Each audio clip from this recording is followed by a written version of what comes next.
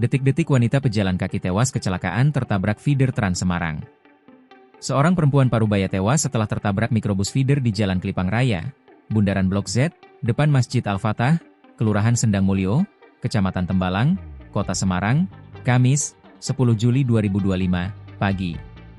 Korban diketahui bernama Sulasmi berusia 63 tahun, warga Kecamatan Tembalang.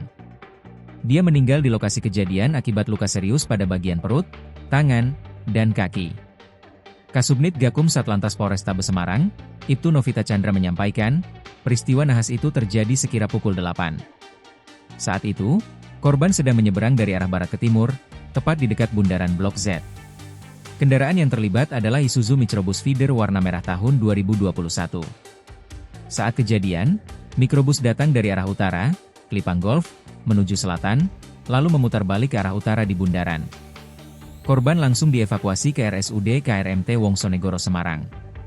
Sementara itu, polisi telah melakukan olah tempat kejadian perkara, TKP, dan meminta keterangan beberapa saksi. Peristiwa ini menambah daftar kecelakaan lalu lintas yang melibatkan pejalan kaki di kawasan padat kendaraan seperti Tembalang. Polisi mengimbau para pengendara untuk lebih berhati-hati, terutama saat berada di area permukiman dan tempat ibadah yang banyak dilalui warga. Download Tribun X sekarang, menghadirkan lokal menjadi Indonesia.